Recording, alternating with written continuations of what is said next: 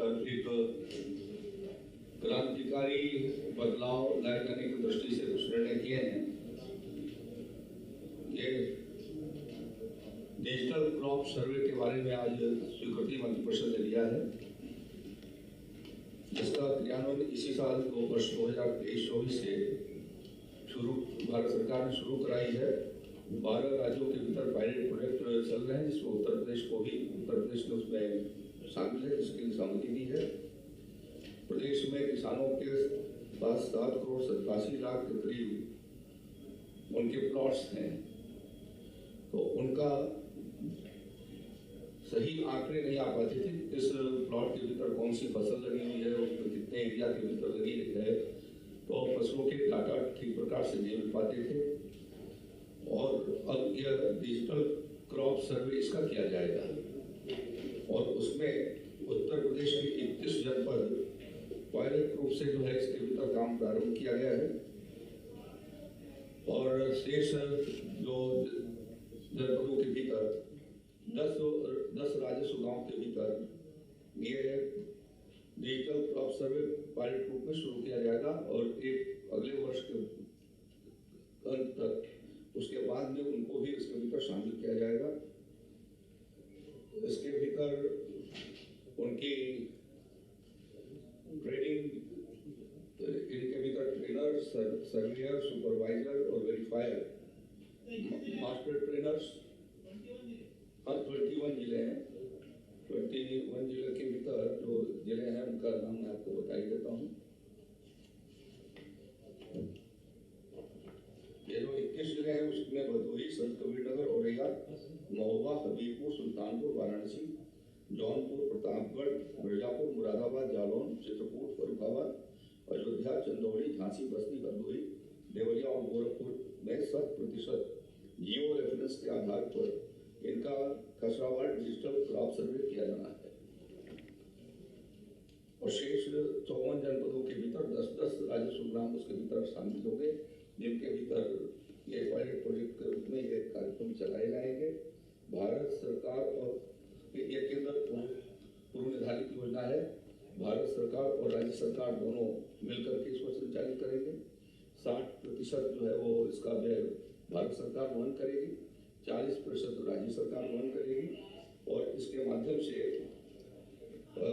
समस्त राजस्व गांव का शहरा मानचित्र, भू संदर्भित मानचित्र का डिजिटलाइजेशन ऑलरेडी हो चुका है। उसको प्रत्येक खेत के साथ जियो रेफरेंसिंग हो सकेगा, और भू अभिलेख के साथ मानचित्र के डिजिटलाइजेशन और अंश निर्धारण का कार्य भी राजस्व परिषद कर रही है, वो भी उसके भीतर अंकित हो जाएगी। और इसमें 3 रजिस्ट्रियाँ होनी है, एक फार्मर रजिस्ट्री, दूसरा भू संदर्भित मानचित्र रजिस्ट्री, और तीसरा ये इन तीनों को फिर एकीकृत कर इसके भीतर किया जाएगा। और इनका उद्देश्य है फसलों के आच्छादन से संबंधित रियल टाइम शुद्ध डाटा प्राप्त किया जाए, जिससे योजनाओं का नियोजन और लाभार्थियों का सत्यापन, कृषि उत्पादन के विपणन आदि की सुविधाएं व्यवस्था हो सकेगी। पोर्टल पर सब वो रहेगा, तो उसके माध्यम से जो है वो जो प्रोसेसर्स हैं वो भी उसका लाभ पा सकेंगे। इनके किसानों का पहचान और प्रमाणीकरण इससे सुगमता से किया जा सकेगा। बार बार किसानों को विभिन्न योजनाओं के लिए प्रमाण पत्रों के लिए जाने की जरूरत होती है, तो उनका आधार ऑथेंटिकेशन होने के नाते उन्हें और उसकी आगे बार बार उसकी जरूरत नहीं होगी। और इसके लिए भारत सरकार और राज्य सरकार ने मिलकर MOU आपस में क्रियान्वयन किए हैं, और उसमें राज्य स्तर पर एक प्रोजेक्ट मैनेजमेंट यूनिट बनाई जाएगी, जिसमें कि अपर भूमि व्यवस्था आयुक्त राजस्व परिषद रहेंगे, और साथ साथ में कृषि विभाग, पंचायती राज, उद्यान और विभाग और टेक्निकल NIC का टेक्निकल डायरेक्टर और कृषि के वित्त नियंत्रक, JD नोडल अधिकारी और एक डिजिटल एग्रीकल्चर, ये लोग उसके भीतर उसके सदस्य होंगे। डिजिटल क्रॉप सर्वे का सत्यापन समय समय पर थर्ड पार्टी एजेंसी के द्वारा भी कराई जाएगी, और थर्ड पार्टी और अन्य एजेंसी का चयन मुख्य सचिव की अध्यक्षता की कमेटी करेगी। इसके योजना का जो लाभ होगा फसलवार आच्छादन की सटीक जानकारी मिल सकेगी, राज्य के वास्तविक घरेलू उत्पाद का सटीक अनुमान प्राप्त होगा, कृषि क्षेत्र के सूक्ष्म स्तर पर लक्षित क्षेत्र की योजनाओं का ठीक प्रकार से नियोजन संभव हो सकेगा, बैंक द्वारा फसली ऋण का सत्यापन भी इसी के माध्यम से हो जाएगा, फसल बीमा का सत्यापन भी इसके माध्यम से हो जाएगा। मोबाइल ऐप के माध्यम से क्रॉप कटाई के एक्सपेरिमेंट का अभी क्रॉप कटिंग जो होती है वो मैनुअली होती है, उसके माध्यम से इसका एक्सपेरिमेंट भी काफ़ी प्रमाणित रूप से आ सकेगा और आपदा के दौरान जो नुकसान होते हैं उन क्षति का भी आकलन सही तरीके से होने के नाते उसकी जो उनको क्षतिपूर्ति दिया जाती है वो ठीक समय से समयबद्ध तरीके से सर्वेक्षण और उसको राहत दी जा सकेगी। कृषकों को इसका लाभ यह होगा कि विभिन्न सरकारी योजनाओं का लाभ के लिए बार बार सत्यापन की उनको जरूरत नहीं होगी। MSP पर खरीद के लिए हर साल रजिस्ट्रेशन और उनका सत्यापन कराने की आवश्यकता होती है, उससे भी उनको सरलीकृत हो जाएगी। फसल के नुकसान और वास्तविक क्षेत्र के अनुरूप उनको मुआवजा मिल सकेगा और किसानों को लक्षित फसल के लिए वो किस प्रकार के क्रॉप लगाए हैं समय पर उनको हम एडवाइस दे सकेंगे कि ऐसी परिस्थितियाँ और आगे मार्केट इंटेलिजेंस के माध्यम से उनको हम जानकारी दे सकेंगे कि आपको इस क्रॉप के भीतर इस मौसम में ये फसल लगाया जाना आपको ज़्यादा अनुकूल होगा। तो ये सारी सुविधाएं इसके माध्यम से उनको मिल सकेंगी। प्रदेश के भीतर कृषि आधारित उद्योगों को भी इसके माध्यम से कितना हमारे पास उत्पादन है उसकी सही जानकारी हो सकेगी, जिसके माध्यम से उनको संस्थागत विपणन जो बिक्री खरीद होती है उसके लिए उनको जोड़ने का अवसर होगा। कृषि इनपुट के सप्लायर को भी ये उससे सुविधा हो जाएगी कि इस क्षेत्र के भीतर इस प्रकार के इनपुट्स की आवश्यकता है और आंकड़ों के आधार पर जो और नवोन्मेषी कार्यक्रम है वो उसके माध्यम से चलाए जा सकेंगे। जैसा मैंने पहले बताया है कि 60 और 40% के रेशियो में भारत सरकार और राज्य सरकार इसका वहन करेंगे और इस तरीके से ये डिजिटल क्रॉप सर्वे एग्रीटेक इसकी इस प्रस्ताव को आज हमारी मंत्रिपरिषद ने आदरणीय योगी आदित्यनाथ जी के नेतृत्व में जो बैठक हुई उसमें स्वीकृति प्रदान किया है। दूसरा एक संशोधन उत्तर प्रदेश कृषि और प्रौद्योगिकी विश्वविद्यालय के उसके अधिनियम के भीतर एक संशोधन हुआ है और 5वां विश्वविद्यालय कृषि गौतम बुद्ध भगवान महात्मा बुद्ध कुशीनगर विश्वविद्यालय उसके भीतर जोड़ा जाएगा और इस तरीके से जो है वो इसके अधिनियम बना करके 3 मंडल गोरखपुर, बस्ती और आजमगढ़ के भीतर आने वाले 10 जनपद इसके भीतर शामिल किए जाएंगे।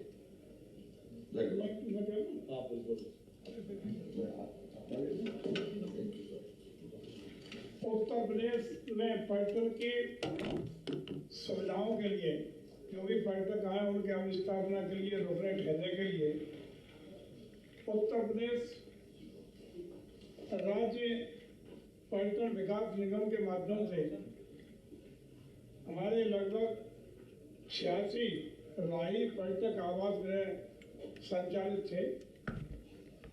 वर्ष 22-23 में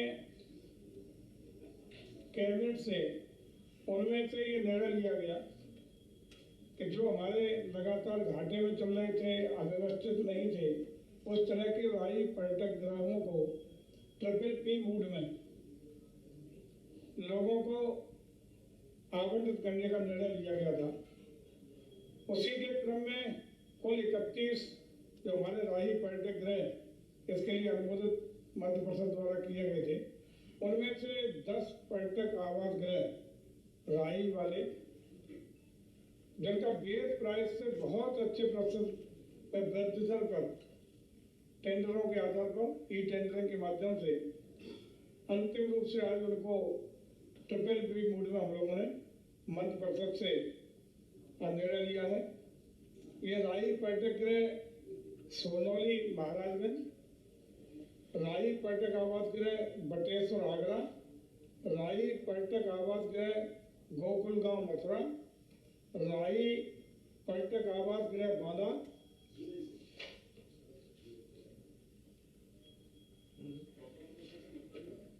राही पर्यटक आवास गृह कलंजर बांदा जिले का कालंजर बांदा का, पांचवा है राही पर्यटक आवास गृह मथुरा। छठा है राही पर्यटक आवास गृह राधा कुंड मथुरा। सातवां राही पर्यटक आवास गृह सांडी झील हरदोई। आठवां है राही पर्यटक आवास गृह नीमसार सीतापुर। नवा है राही पर्यटक आवास गृह देवगढ़ ललितपुर। और 10वां है राही पर्यटक आवास गृह भदोही। ये अलग अलग जिनका हाईएस्ट रेट पे टेंडर आया था उनको अंतिम रूप से निर्णय लिया गया है कि इनको हम लोग ट्रिपल पी मोड में 30 साल प्लस 30 साल प्लस 2 साल 30 साल पहली बार में 30 साल का नवीनीकरण और 2 साल उनको कंस्ट्रक्शन पीरियड देते हुए हम लोगों ने इन ट्रिपल पी मोड पर देने का निर्णय लिया है ताकि 30 plus 30 plus 2 years construction period 30 years, फिर आफ्टर 30 years रिन्यूअल, कुल टोटल 62 years। इस तरह हम लोग बेहतर सुविधाएं हमारे पर्यटकों को दे सकें, इस तरह इनको तैयार कराएंगे, पर्यटकों का आकर्षण का केंद्र बनाएंगे और बेहतरीन संसाधन और सुविधाएं इन राही पर्यटकों को डेवलप करके देने का काम करेंगे।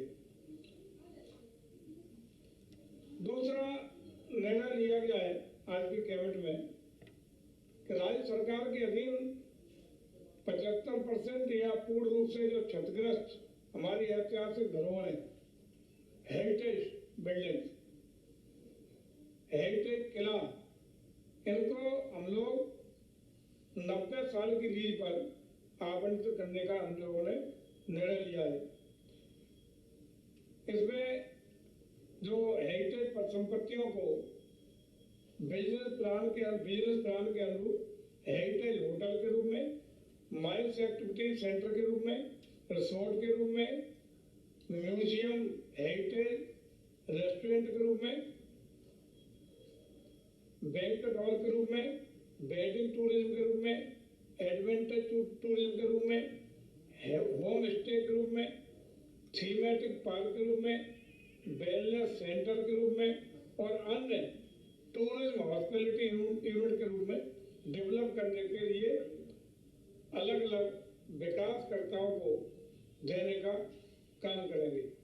ये जो 9 बिल्डिंगें हम लोगों ने या उनकी बिल्डिंग, क्षतिग्रस्त बिल्डिंग या हेरिटेज परिसंपत्तियां हैं, उनमें पहली परिसंपत्ति है 76 मंजिल लखनऊ। इसकी 9.88 एकड़ जमीन को लिया गया है। दूसरी है चुनार किला मिर्जापुर, इसकी 21.64 एकड़ जमीन पर यह बिल्डिंग और कुल मिला के इसकी एरिया है, जिसमें अर्धनिर्मित क्षतिग्रस्त बिल्डिंग और ओपन एरिया मिला के 21.64 एकड़ है। तीसरा है बरुआ सागर किला, ये झांसी में है, इसका एरिया है 7.39 एकड़। चौथा है कोठी गुलिस्ता ए इरम लखनऊ,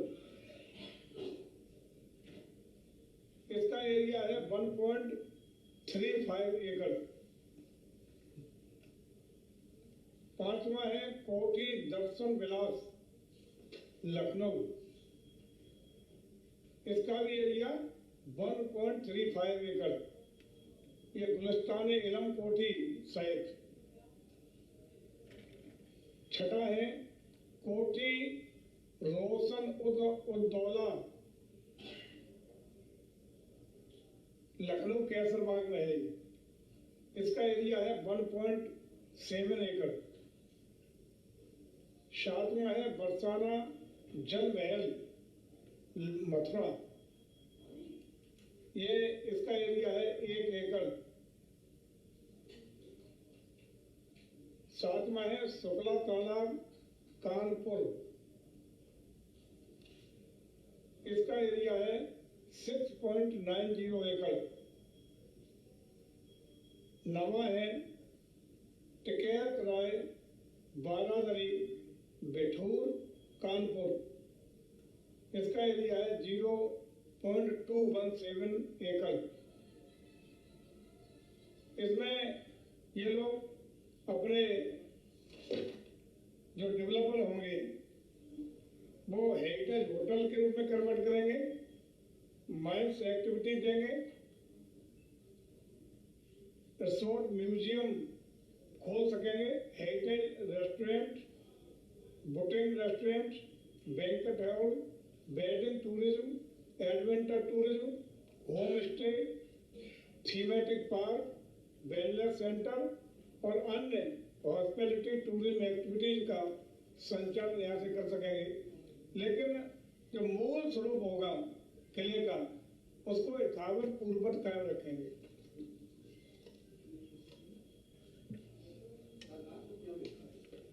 रेवेन्यू सरकार को पूरा रेवेन्यू मिलेगा इसका।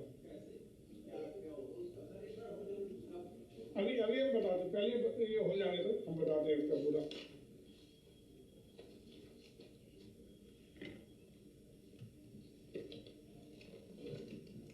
एक आज हम लोग नई नीति उत्तर प्रदेश जल आधारित पर्यटन और साहसिक क्रीड़ा नीति 2023 लेके आए। आज कैबिनेट से Uttar Pradesh water tourism adventure sports policy 2023 आज स्वीकृत हुई है। इसके अंतर्गत अपने उत्तर प्रदेश के विंध्य बुंदेलखंड क्षेत्र की पहाड़ियों में, हिमालय के तराई क्षेत्रों में लगभग 16,620 वर्ग किलोमीटर के जो वन क्षेत्र हैं, सुंदर परिदृश्य हैं, वन विस्तार, नदियां, झरने, बांध, जलाशय, झीलें, इनको एडवेंचर स्पोर्ट्स की एक्टिविटीज के लिए हम लोग इस्तेमाल करेंगे। ये नीति राज्य सरकार के द्वारा आज जो स्वीकृत की गई है कि अगले 10 वर्षों के लिए वैध होगी। इस पर हम लोग भू आधारित, वायु आधारित और जल मार्गों तीनों की स्पोर्ट्स एक्टिविटीज के लिए उपयोग करने का काम करेंगे। इस पर जल निकास और भूखंडों पर जो जल आधारित पर्यटन और साहसिक क्रीड़ा की एक्टिविटी कराएंगे। इसका लिए हम लोग जो एडवेंचर स्पोर्ट इवेंट की स्थापना करेंगे, जिसमें पूर्व सैनिकों को समावेशित करने के लिए उत्तर प्रदेश राज्य पर्यटन विकास निगम और उत्तर प्रदेश पूर्व सैनिक कल्याण निगम दोनों के बीच में एमओयू कराएंगे ताकि पूर्व सैनिकों की सेवाएं उसमें हम ले सकें। इसके लिए जो अहर संचालक बनना चाहेंगे, जो लाइसेंस लेना चाहेंगे, उनके लाइसेंस की प्रक्रिया जिलाधिकारी के माध्यम से संपन्न की जाएगी। संबंधित जिले के जिलाधिकारी उन्हें लाइसेंस देंगे और एक बार का जो लाइसेंस होगा वो 5 साल तक के लिए वैध माना जाएगा। और इसी में साहसिक टूरिज्म के लिए तमाम एक्टिविटी को बढ़ावा देने का काम होगा। और खास रूप से इसमें जो सारे मानक हैं वो इंडियन एडवेंचर टूरिज्म गाइडलाइन जो भारत सरकार की है, इसकी गाइडलाइन के मुताबिक सारी व्यवस्थाएं, सुरक्षा का मानक और अन्य जो इस गाइडलाइन के अनुसार जो जो चीजें हैं वो एसओपी इसी के अनुसार हम लागू करने का काम करेंगे। ये नया उत्तर प्रदेश के लिए नया विषय है जिससे पर्यटन को बहुत बढ़ावा मिलने की संभावना है। इसमें अपार संभावना है क्योंकि विभिन्न राज्यों का हम लोगों ने जो सर्वे कराया है, चाहे उत्तराखंड हो, पंजाब हो, गोवा हो, उन राज्यों में इस तरह की गतिविधियों को पहले से ही काफी फ्रूटफुल रूप से कामयाबी के लिए नई दिशाएं मिली हैं वहाँ के टूरिज्म को। और उत्तर प्रदेश के टूरिज्म को इससे एक नई दिशा निश्चित रूप से मिलने में कामयाबी मिलेगी।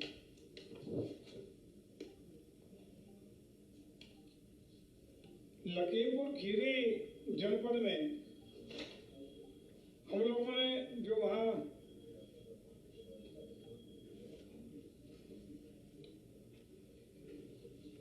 दुधवा नेशनल पार्क है, उसके पास में तमाम टूरिज्म एक्टिविटीज को गति और बढ़ावा देने के लिए लखीमपुर खीरी के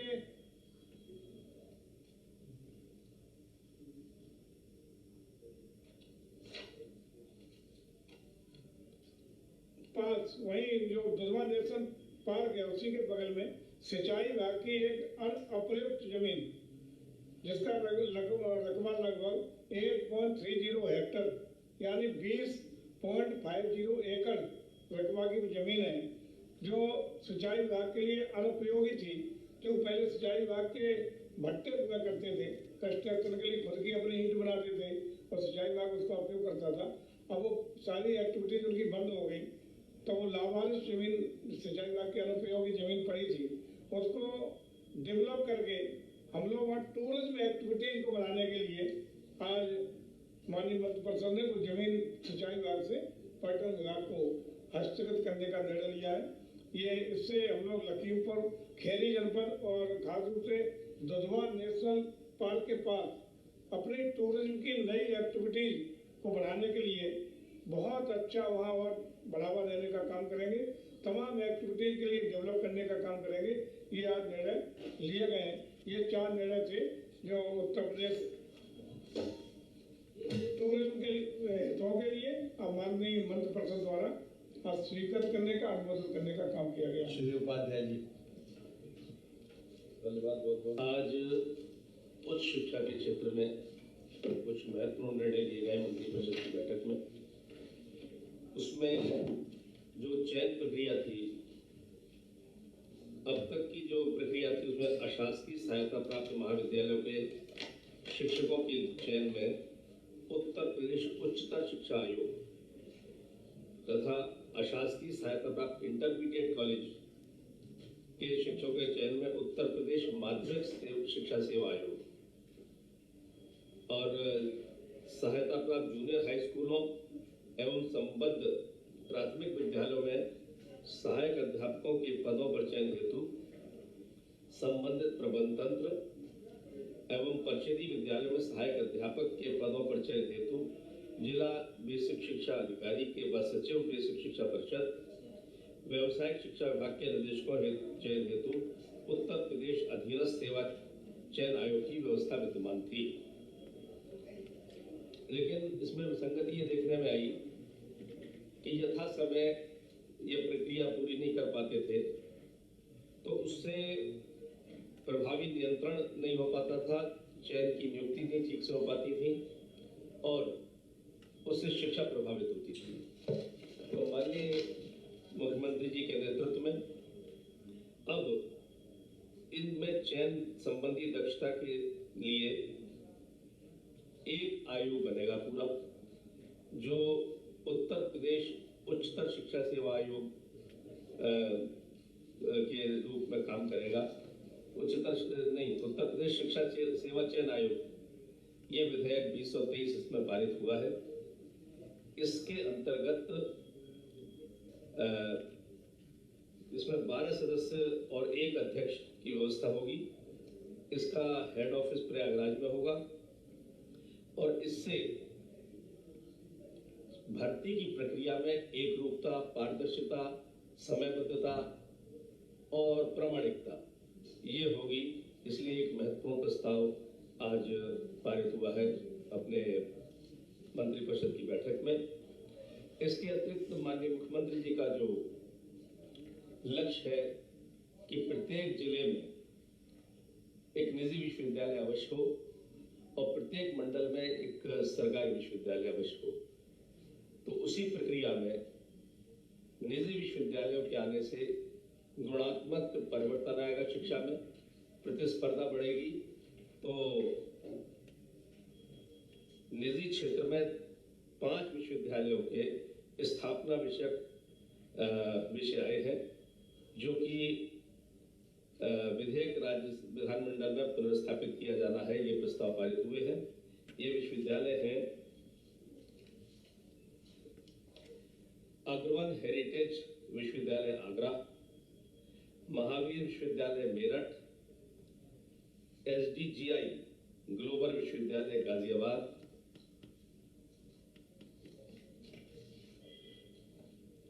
KM कृष्ण मोहन विश्वविद्यालय मथुरा, मेजर SD सिंह विश्वविद्यालय फतेहगढ़। इस तरह 5 विश्वविद्यालय के पुनः स्थापित विधेयक इस बार सदन में आएंगे। एक विषय ये था, और दूसरा भारत सरकार की IT का विषय है। भारत सरकार की अधिसूचना दिनांक 15/11/2016 द्वारा प्रख्यापित भारतीय तार मार्ग के अधिकार नियम 2016 में भारत सरकार द्वारा अधिसूचना दिनांक 17 अगस्त 2022 द्वारा किए गए संशोधनों को अंगीकार किए जाने के संबंध में है। एक्चुअल में देश में दूरसंचार के क्षेत्र में इंफ्रास्ट्रक्चर की स्थापना और विकास हेतु समयबद्ध रूप से राइट ऑफ वे अनुमोदन प्रदान किए जाने की प्रक्रिया से संबंधित यह है जो आया है मंत्रिपरिषद के समक्ष। तो इसके लिए संचार एवं सूचना प्रौद्योगिकी मंत्रालय भारत सरकार द्वारा जो 15 नवंबर 2016 को Indian telegraph right of way rules 2016 निर्गत किया है, उसको क्रियान्वयन में अंगीकार करने के लिए ये प्रस्ताव आया था। इससे 5G रोल आउट में क्रियान्वयन की महत्ता दृष्टिगत आवश्यक बिंदुओं को समाहित किया गया है। इस निर्णय से उत्तर प्रदेश में 5G के रोल आउट की क्रियान्वयन को गति मिलेगी और 5G सेवाओं में प्रभावी रूप से लागू किए जाने से निवेशकों की संख्या में वृद्धि होगी उत्तर प्रदेश के अंदर। शिक्षा के क्षेत्र में, चिकित्सा संबंधी उपकरणों के संचालन में तथा कृषि क्षेत्र में 5G सेवाओं से संबंधित उपकरणों के उपयोग सहित अन्य क्षेत्रों में विभिन्न प्रकार के लाभ भी प्राप्त होंगे। जनमानस को भी इस निर्णय से 5G सेवाओं का लाभ मिलेगा। प्रस्तावित निर्णय से आम जनमानस को 5G सेवाओं का किफायती उपयोग कर सकेंगे, उन्हें सस्ती दरों पर इसका उपयोग मिल जाएगा और जन सामान्य को अपने व्यवसायिक कार्यकलापों के निष्पादन में भी सुगमता होगी।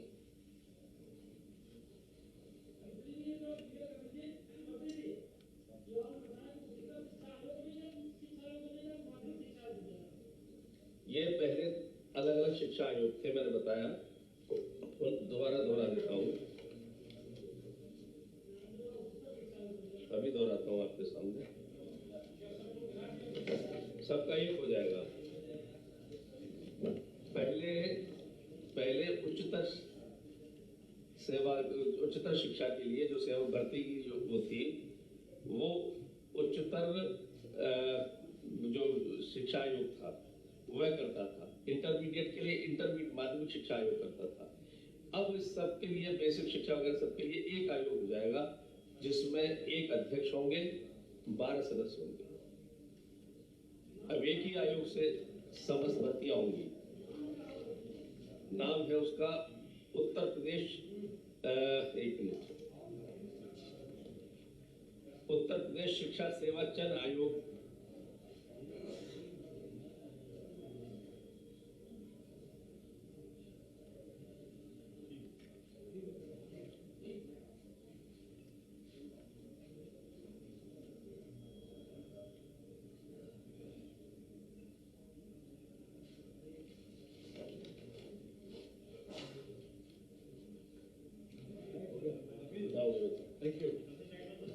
आज के इस प्रेस वार्ता में आप सबका स्वागत है। आज मंत्रिपरिषद के समक्ष कुल 33 प्रस्ताव आए थे, इसमें एक वापस ले लिया गया। 32 प्रस्ताव पर चर्चा हुई। हमारे माननीय अभी मंत्रियों ने कई प्रस्तावों पर आपको अवगत भी कराया। मैं खास तौर से कुछ विषयों पर हम आपका भी ध्यान आकर्षित करना चाहते हैं। ये सबसे पहले लोक निर्माण विभाग। धन्यवाद बहुत बहुत उपाध्याय जी।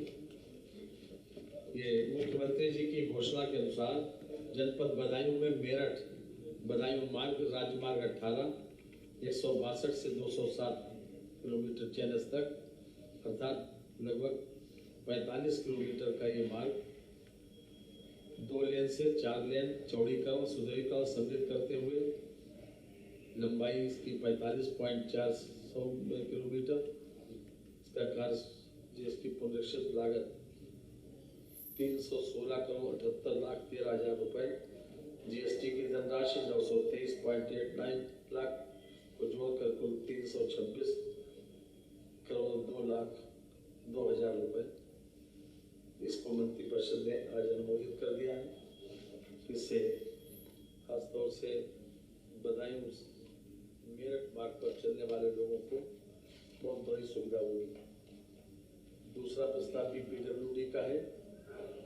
ये यद्यपि पीडब्ल्यूडी विभाग इसमें नोडल विभाग था, सिंचाई विभाग की जमीन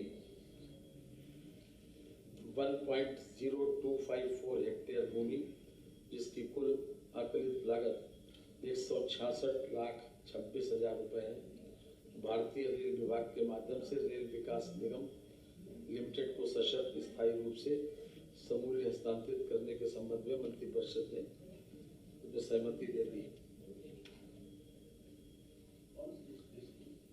ये रेल लाइन परियोजना है आगरा से कीठम भाड़े बाईपास के मार्ग। तीसरा प्रस्ताव है अयोध्या शहर को सोलर सिटी के रूप में विकसित करने का। हम जानते हैं कि प्रदेश में हम लगातार सौर ऊर्जा को बढ़ावा दे रहे हैं और उसी परिप्रेक्ष्य में अयोध्या में 40 मेगावाट की सोलर विद्युत परियोजना की स्थापना के लिए ग्राम मजरा रामपुर हरवारा एवं ग्राम मजरा सराय राशि परगना हवेली एवं तहसील सदर में इस 165.10 एकड़ भूमि उपयुक्त पाई गई है और इसके लिए खास तौर से 40 मेगावाट बिजली सौर ऊर्जा के माध्यम से पैदा करने की योजना है। इसका 9 करोड़ रुपए इसमें लागत आएगी। इसमें 70.08 मिलियन यूनिट हरित ऊर्जा का उत्पादन होगा, जो अयोध्या शहर में ऊर्जा की मांग की पूर्ति हेतु ग्रिड में फीड की जाएगी। सरयू नदी के निकट अनुपयोगी भूमि का उत्पादन उपयोग हो सकेगा, अति स्थानीय स्तर पर इस पर रोजगार भी सृजित होगा।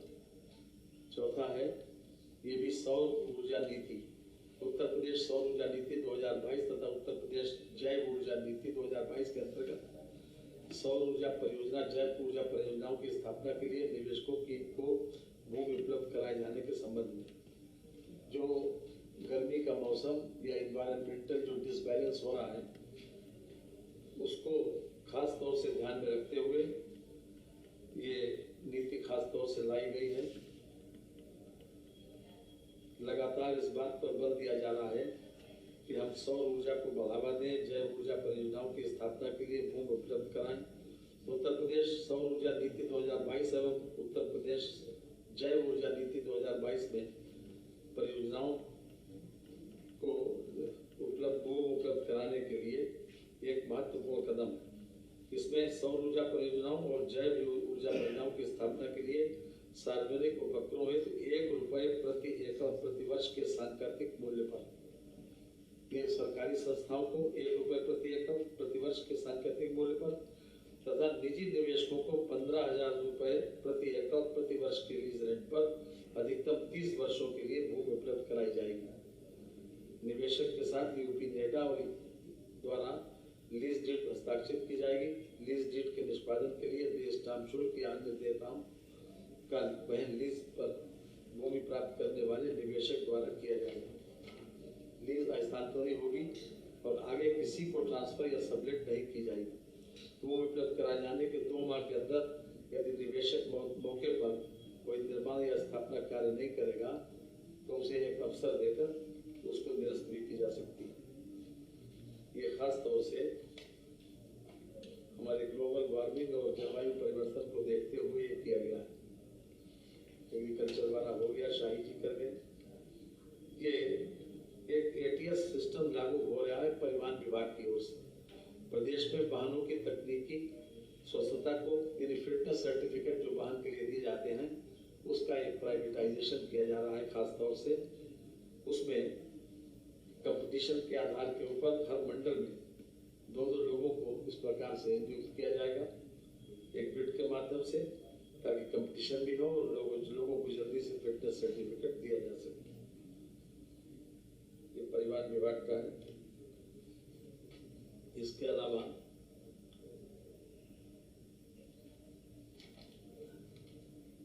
सर्वोच्च न्यायालय और माननीय उच्च न्यायालय तथा लोक सेवा अधिकरणों में लंबित सेवा संबंधी ऐसे विवाद जिनमें सरकार पक्षकार है के त्वरित निस्तारण हेतु एक समाधान फोरम के स्थान पर एक विभागीय विवाद समाधान फोरम का गठन किया गया है, जिसकी आज मंत्रिपरिषद ने सहमति दे दी है।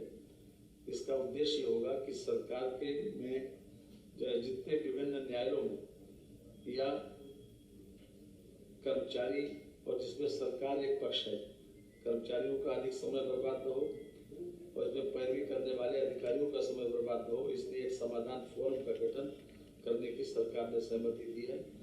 इससे न्यायालय के अतिरिक्त वादों के निस्तारण में बहुत बड़ी सुविधा होगी समाधान करवाने। बुंदेलखंड औद्योगिक विकास प्राधिकरण गठित करने के लिए भूमि क्रय करने, पिछड़े वर्ग क्षेत्रों में औद्योगिक क्षेत्र के विस्तार एवं अन्य औद्योगिक विकास प्राधिकरणों को भूमि क्रय करने के लिए ऋण के मद में आवंटित धनराशि 8,000 करोड़ रुपए की कार्य योजना के संबंध में आप लोगों को शायद यह स्मरण हो कि 2022-23 में हमने अनुपूरक अनुदान मांगों में इस बात का जिक्र किया था कि हम बुंदेलखंड औद्योगिक विकास प्राधिकरण गठित करेंगे और उसके लिए 8,000 करोड़ रुपया अनुपूरक अनुदान मांगों में क्वांटिफाई किया गया था। इसके 2 पार्ट है, एक 5,000 करोड़ रुपए का, एक 3,000 करोड़ रुपए का। 5,000 करोड़ रुपए के पार्ट से जो धनराशि क्वांटिफाई की गई है, उससे हम नव सृजित होने वाले बुंदेलखंड औद्योगिक विकास प्राधिकरण के गठन करेंगे। जिस प्रकार से नोएडा बना ठीक उसी प्रकार से बुंदेलखंड विकास प्राधिकरण का गठन हो रहा है और हम उसके लिए अलग से जमीन परचेज करेंगे।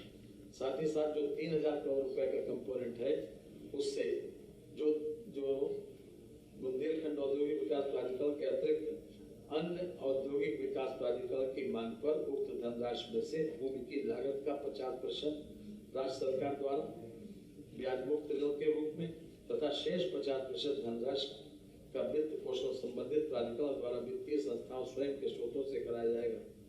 ये खास तौर से जो इंडस्ट्रियल डेवलपमेंट हमारा जो बाहर से इन्वेस्टमेंट आ रहा है, उसको देखते हुए ये किया गया है कि जितने भी और भी औद्योगिक विकास प्राधिकरण हैं, उसको फैसिलिटेट करने के लिए, उनको जमीन खरीदने के लिए इस प्रकार की सुविधा उपलब्ध कराई जा रही है।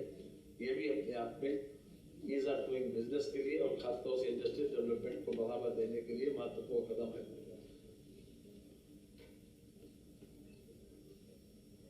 इसके अतिरिक्त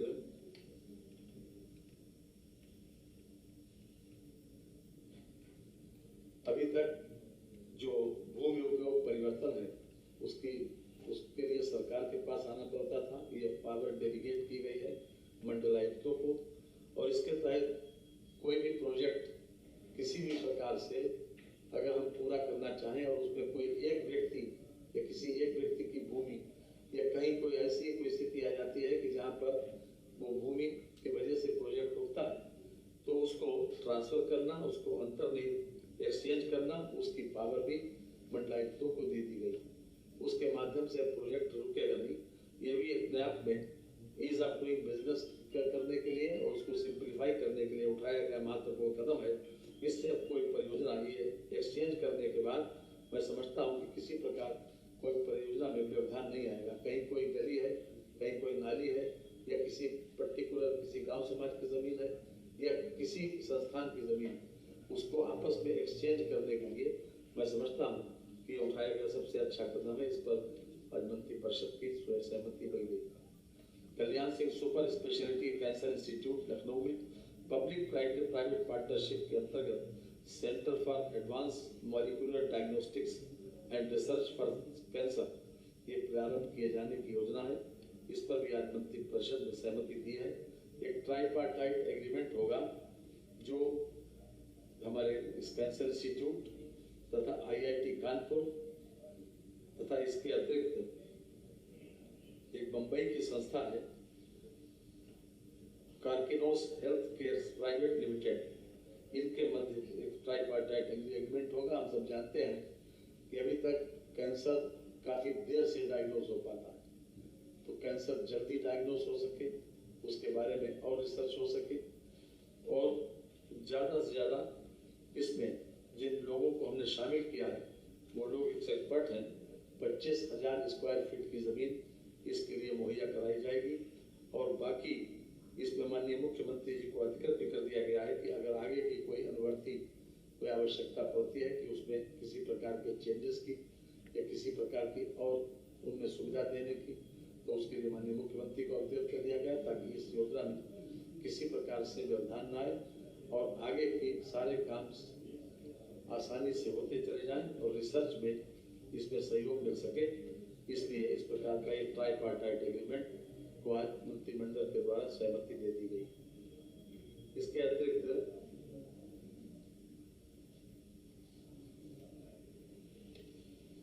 अभी पीछे भारतीय स्टाम्प अधिनियम 1899 की सूची 1 खा के अनुच्छेद 33 के प्रावधानों के अधीन उत्तर प्रदेश राज्य में दान विधेयकों पर संपत्ति के मूल्य पर हस्तांतरण पत्र कन्वेंस डीड की भांति स्टाम्प शुल्क प्रभार राष्ट्रीयकरण अधिनियम 1908 की धारा 17 के प्रावधानों के अधीन अचल संपत्ति के दान विलेख का राष्ट्रीयकरण अनिवार्य है। देश के प्रमुख राज्यों में इसका व्यवस्था पहले से चली आ रही है। ये व्यवस्था आपको याद होगा कि 6 महीने के लिए पहले की गई थी कि अपने ब्लड रिलेशंस को अगर हम कोई जमीन ट्रांसफर करेंगे तो उसमें 5,000 के स्टाम्प शुल्क पर इसको हम ट्रांसफर कर सकते हैं अधिकतम। तो ये व्यवस्था जो है वो ये बताई दे रहा है कि उत्तर प्रदेश राज्य में भी परिवार के सदस्यों पुत्र पुत्री पिता माता पति पत्नी पुत्रवधू पुत्र की पत्नी सगा भाई सगे भाई के मृतक होने की दशा में उसकी पत्नी सगी बहन दामाद पुत्री का पति पुत्र पुत्री के पुत्र पुत्री के मध्य निष्पादित अचल संपत्ति के दान विलेख पर प्रभार स्टाम्प शुल्क की अधिकतम सीमा 5,000 रुपए निर्धारित किया जाना प्रस्तावित है। अर्थात इस पर भी आज मंत्रिपरिषद की सहमति मिल गई है। ये भी काफी दिनों से लोगों की मांग थी कि ये अच्छी बहुत योजना थी और काफी पॉपुलर भी हुई थी। अब फिर से ये मंत्रिपरिषद की स्वीकृति मिलने के बाद ये चालू हो गई। अब संपत्ति का हस्तांतरण ब्लड रिलेशंस में बहुत सुविधाजनक तरीके से हो सकेगा। जी जब तक समाप्त हो जाए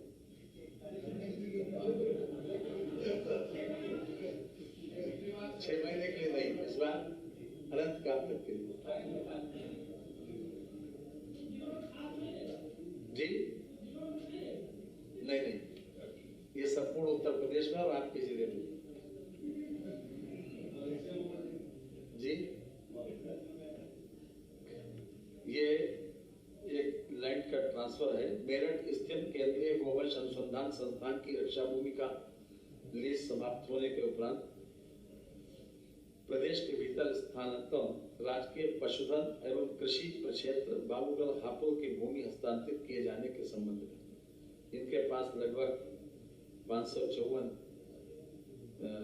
एकड़ भूमि स्थित है दिल्ली लखनऊ रेलवे ट्रैक के पास। इसमें से 150 एकड़ भूमि इनको दी जा रही है केंद्रीय गोवंश अनुसंधान संस्थान, क्योंकि इनकी लीज समाप्त हो गई। जो रक्षा की भूमि थी पहले वो समाप्त हो गई। हम जानते हैं कि गो संवर्धन और गो संरक्षण हमारी सरकार की प्राथमिकता है और उसके लिए विशेष रूप से ये जमीन उपलब्ध कराई गई। इसमें खास तौर से अनुसंधान भी होगा और जो पशुओं की नस्ल का सुधार का जो कार्यक्रम चल रहा था उसको भी आगे बढ़ाया जाएगा। ये भी मेरठ के मंडलायुक्त ने जानकारी दी थी। उसी परिप्रेक्ष्य में ये 150 एकड़ भूमि इसको केंद्रीय गोवंश अनुसंधान मेरठ को ट्रांसफर की गई है। आज मंत्रिपरिषद ने उसकी भी सहमति दे दी। ये मंत्रिपरिषद ने आज अनुमोदन दिया है लखनऊ हरदोई में अवस्थित कुल 1000 एकड़ भूमि का जो पीएम मित्र पार्क, ये खास तौर से टेक्सटाइल का है मैटर। पीएम मेगा एकीकृत वस्त्र क्षेत्र एवं परिधान पार्क योजना के अंतर्गत टेक्सटाइल पार्क की स्थापना एवं भूमि हस्तांतरण के संबंध में ये प्रस्ताव मंत्रिपरिषद के समक्ष आया था और इसमें खास तौर से टेक्सटाइल पार्क को विशेष रूप से सहमति दे दी गई है। इसमें 8 लोगों का एक बोर्ड रहेगा, उसमें 3 मेंबर भारत सरकार के हैं, 3 मेंबर राज्य सरकार के और 2 स्वतंत्र निदेशक होंगे। इसमें उत्तर प्रदेश सरकार की ओर से अपर मुख्य सचिव या प्रमुख सचिव हथकरघा एवं वस्त्र उद्योग विभाग, आयुक्त एवं निदेशक हथकरघा एवं वस्त्र उद्योग उत्तर प्रदेश सरकार, तीसरे हैं अपर मुख्य सचिव वित्त विभाग उत्तर प्रदेश शासन अथवा उनके द्वारा नामित कोई विशेष सचिव। तो प्रधानमंत्री मेगा एकीकृत वस्त्र क्षेत्र प्रधान यानी पीएम मित्र पार्क की स्थापना के लिए एसपीवी को 99 वर्षों की लीज पर दी जा रही भूमि पर देय स्टाम्प शुल्क में छूट दी गई है। इसमें किसी प्रकार का कोई स्टाम्प शुल्क नहीं पड़ेगा और भविष्य में भी जो भूमि राज्य सरकार के द्वारा स्पेशल पर्पस के लिए आवंटित की जाएगी या हस्तांतरित की जाएगी, उस पर भी किसी प्रकार का कोई स्टाम्प शुल्क नहीं पड़ेगा। जनपद बस्ती, गोंडा, मिर्जापुर एवं प्रतापगढ़ में निर्माणाधीन इंजीनियरिंग कॉलेजों को डॉक्टर एपीजे अब्दुल कलाम प्राविधिक विश्वविद्यालय लखनऊ का संयुक्त संस्थान बनाए जाने के संबंध में आज मंत्रिपरिषद ने इस पर भी अपनी सहमति दे दी। प्रदेश में गुणवत्तापूर्ण तकनीकी शिक्षा के विकास एवं निर्माणाधीन इंजीनियरिंग कॉलेजों को शैक्षिक सत्र 2023-24 में संचालित किया जाना है। इस हेतु बस्ती, गोंडा, मिर्जापुर एवं प्रतापगढ़ में निर्माणाधीन इंजीनियरिंग कॉलेजों को डॉक्टर एपीजे अब्दुल कलाम प्राविधिक विश्वविद्यालय लखनऊ का संयुक्त कॉलेज बनाया जाना है। इस पर भी आज मंत्रिपरिषद की सहमति हो गई। अभी तक इंजीनियरिंग कॉलेज में ये जो 4 प्रांतों में नहीं थे, उसमें भी अब इसकी व्यवस्था हो गई।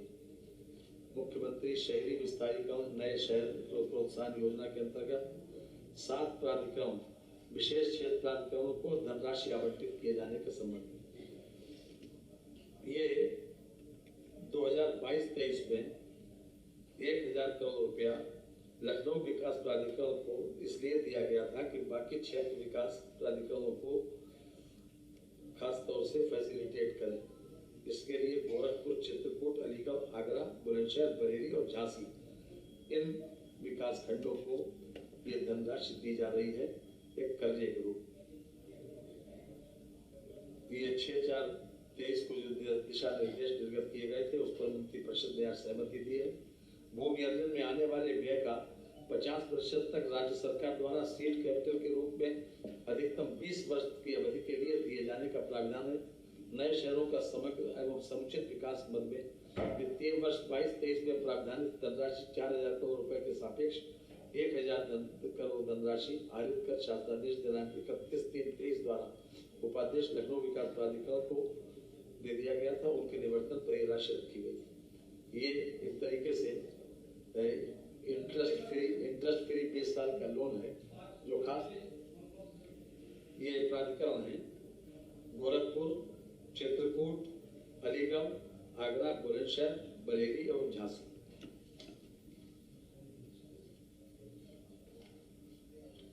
ये फार्मास्यूटिकल्स चिकित्सा उपकरण के लिए फार्मास्यूटिकल चिकित्सा उपकरण उद्योग नीति भी प्रख्यापित की गई है। उस पर भी आज मंत्रिपरिषद ने अपनी सहमति दे दी। इसमें खास तौर से फार्मास्यूटिकल मेडिकल डिवाइस पार्क के प्रोत्साहन के लिए प्रतिवर्ष 1 करोड़ रुपए की अधिकतम सब्सिडी के अधीन 7 वर्षों के लिए भूमि खरीदने के लिए गए ऋण पर वार्षिक ब्याज में 50% की ब्याज की प्रतिपूर्ति के रूप में ब्याज सब्सिडी, बुनियादी ढांचे के निर्माण हेतु लिए गए ऋण पर वार्षिक ब्याज का 60% तक ब्याज की प्रतिपूर्ति के रूप में 7 वर्ष के लिए प्रतिवर्ष 10 करोड़ अधिकतम रुपए 50 करोड़ की सीमा के अधीन सामान्य सुविधाओं हेतु लिए गए ऋण पर 5 करोड़ प्रतिवर्ष तक 7 वर्षों के लिए वार्षिक ब्याज के 60% ब्याज की प्रतिपूर्ति अधिकतम 30 करोड़ रुपए, यानी कुल मिलाकर इसको जो फार्मास्यूटिकल चिकित्सा उपकरण को बढ़ावा देने के लिए ये कैपिटल सब्सिडी भी है इसकी और इसमें इंसेंटिव भी दिया गया है। इसको खास तौर से आपको डिटेल मिल जाएगी, कई पेजों की है, मैं समझता हूँ पढ़ने में ज़्यादा समय लगेगा। सब लोगों समय को नहीं करना चाहते, अलग से ये दे देंगे। इसको दे दीजिए। ये प्लस डॉट में सबका समाहित है सारी चीजें, कोई पॉलिसी। एक उपभोक्ता कल्याण कॉर्पस कोष का गठन किया गया है। इसमें 75% भारत सरकार का है, 25% हमारा है। खास तौर से उपभोक्ता संरक्षण के लिए, उपभोक्ता कल्याण के लिए ये राशि एक कॉर्पस बनाया गया, उसी में खर्च की जाएगी।